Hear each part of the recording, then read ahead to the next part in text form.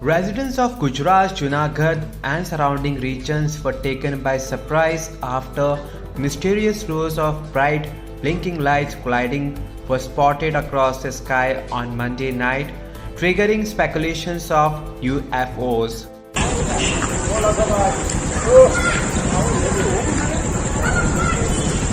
Many people recorded the strange phenomenon and took to social media to share pictures and videos of the same.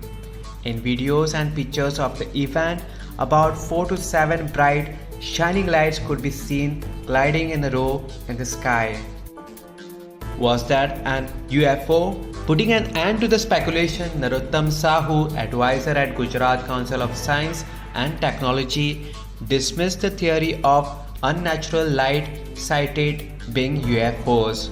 According to Sahu, the light sighted could be because of some satellite passing through the low Earth orbit.